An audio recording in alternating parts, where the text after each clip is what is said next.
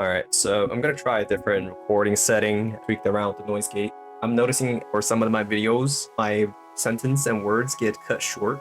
Not sure why. I have way too many filters at this point, too scared to even ask. So, this week's topic is quite handful, because first of all, Silksong got released. I'm definitely putting that shit in my video title, even though I have like zero knowledge of any of the characters, any of the stories. I don't even have Hollow Knight, but I'm putting that in my title. Clickbait, motherfuckers. What I do want to talk about is some BU shit by Gege Akutami.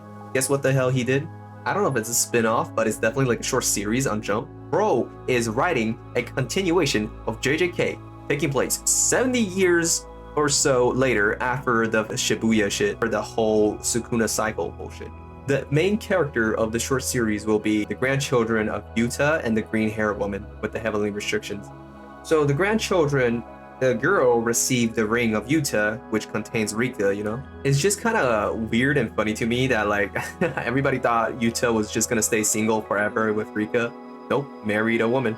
I have this funny ass image I saw online of like Rika sitting on the cup chair and just like looking really down. While in the background you see Yuta and Green Girl going at it. Now, as we know, Gojo is definitely returning in the short series, trust. The premise of the new short series makes me want to like straight up just, you know, do a funny to my brain with a certain metallic object in my mouth. The premise is gonna have aliens, fellas. You heard that shit right. It's gonna take the Boruto route of having aliens in the main story. Okay, the alien was quoted word for word saying, yeah, the sorcerers, they share a similar energy to us. Like, what? Do you really want to retcon that? You want to do this to your work? I'm dumbfounded. He does such reckless bullshit to his story. Like, it shows how little he fucking cared. I'm hoping the story is good and prove me wrong, but if it doesn't, holy crap, man, you can't do this. You cannot pull a Disney where you fucking throw out the same bullshit reimagined year after year, you know? Like, you will not have another Gojo. Your series is done for in that aspect. Although in this short series, Gege will only be responsible for the story aspect. He will not be drawing, so that's a lot less pressure for him. There's a non-zero chance that Sukuna will get retconned into being a half-bred alien or some shit. We could definitely see that coming. That's gonna happen at some point. Or the Mahoraga being some sort of alien like science experiment gone wrong. In all honesty, like Mahoraga just doesn't fit the worldview. Like, he was always like an abnormality, anomaly, at least to me as a reader. His design, his abilities just straight up does not make sense. So yeah, man, him being an alien makes a lot more sense than before.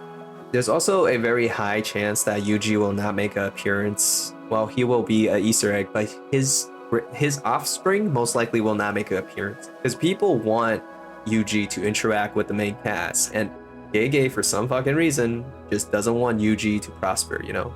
Suffering builds character and all that. The art style also changed quite a bit because a different person is drawing it. It looks a little bit retro, definitely not within the past 20 years. That art style is a little bit ancient. The only good thing that comes out of this is the fact that we will have more Jutsu folk meme reaction images. Let's fucking go. That's a dub right there. Enough of that nonsense, just pure fucking slop. We're gonna move on to our next favorite type of slop, isekais. Yeah, woo, everybody loves it. Okay, I wanna talk about Colosseum at Another World. This thing, oh my god, where do I begin? A gamer boy gets reincarnated into a gladiator Colosseum where the loser gets turned into the winner's slave. There is 2 skills in this world to make sure that girls and boys can have their fun with their slaves. Boys could get turned into girls if they lose. Girls, if they win, they could grow that thingy-mabob and have their fun. Yes, it's a very, very erotic and very, very fucking Diddy-esque story. At least it's not O.J. Simpson, right? Am I right, folks? Yikes.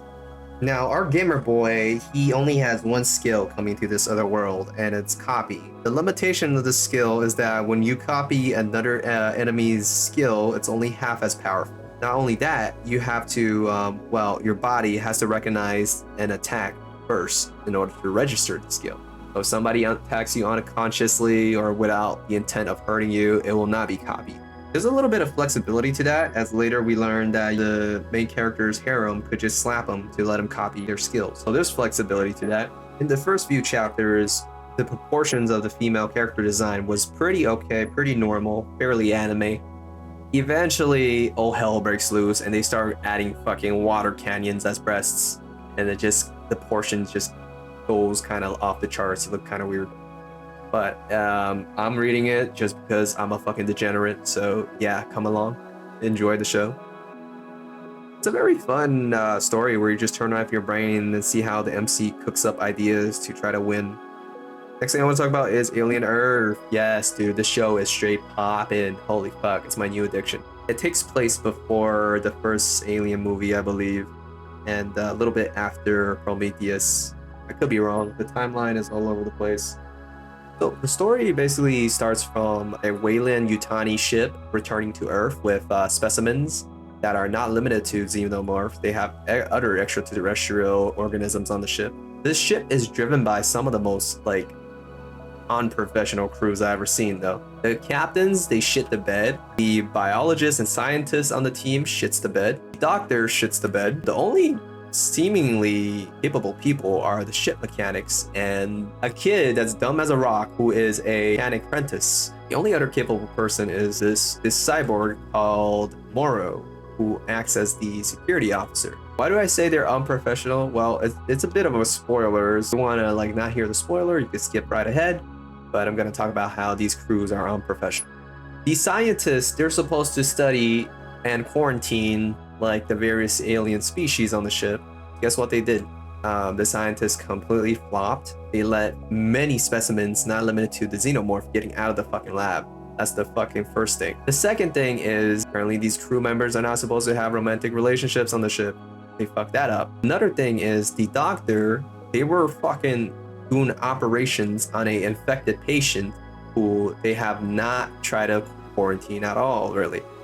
They straight up brought them into an environment where they could contaminate everything in the vicinity. And in a rush, one of the doctors cut open the patient, tried to rip off whatever parasitic creature is in their lungs, and that parasitic creature just straight up released some sort of toxin and gas and killed off anything in the fucking lab.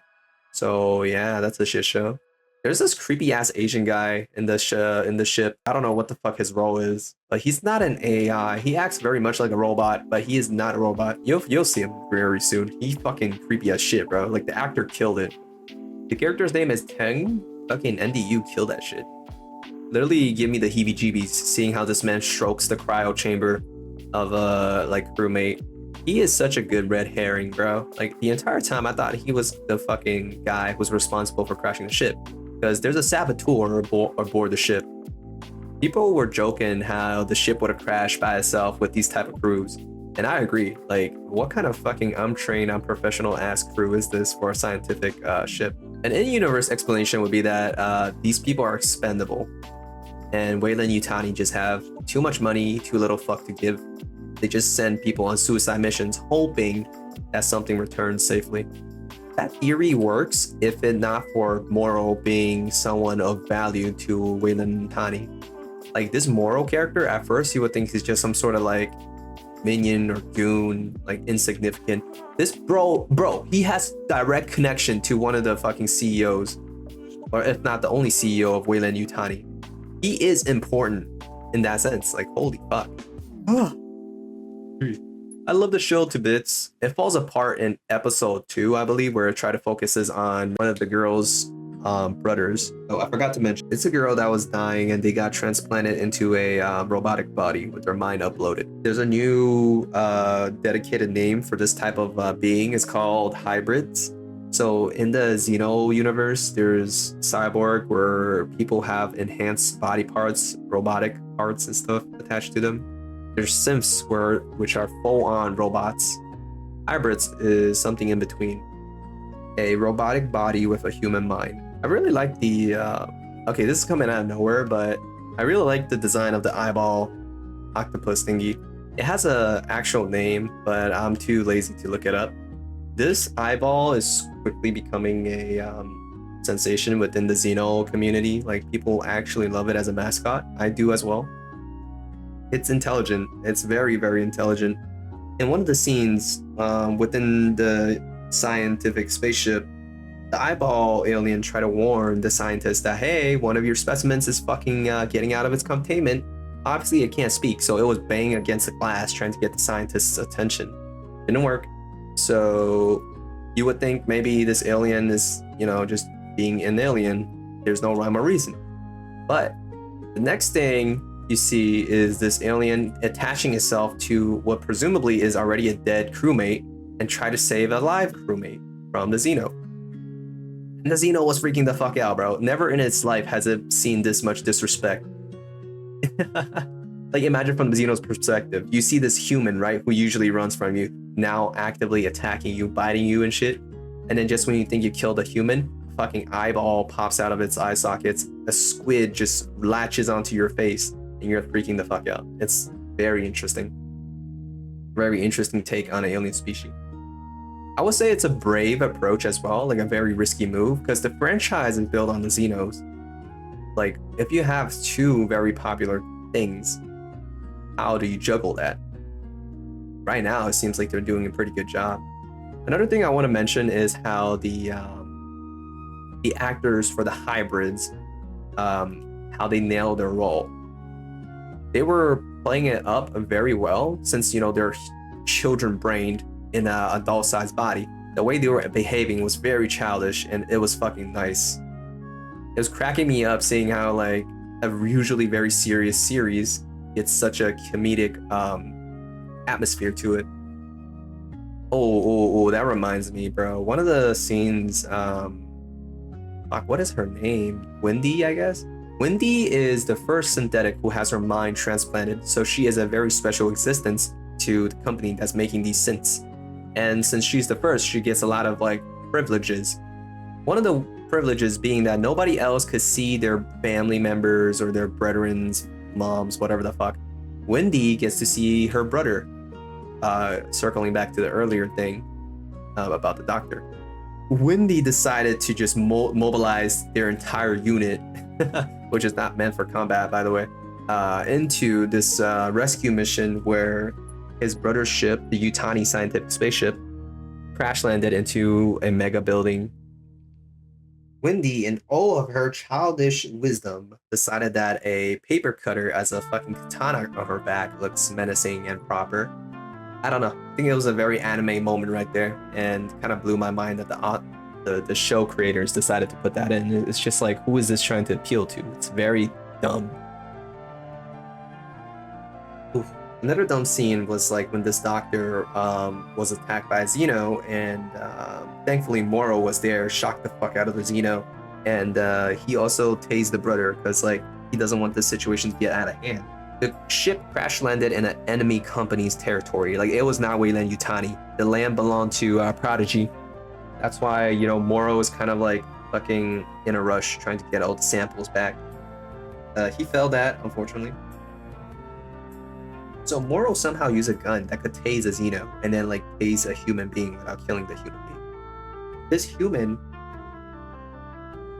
like, maybe there's an automatic switch on the gun, but I don't know. It doesn't make sense how this human survived. When the brother woke up from the tase, he fucking went into a room, and the room had a baseball. He started reminiscing about his father playing with the baseball. It was a very weird scene and a weird cut. Don't know why the creators included it. It made no sense. Enough rambling. I think I'm gonna close off the video for now, but I really would recommend everyone to watch Alien Earth. It's such an interesting show. Yeah, maybe once I'm done with this, I could watch The Expanse or something. Alrighty, that's all for me for now. Have a good one, y'all. And yeah, I forgot, you guys are going back to school, eh?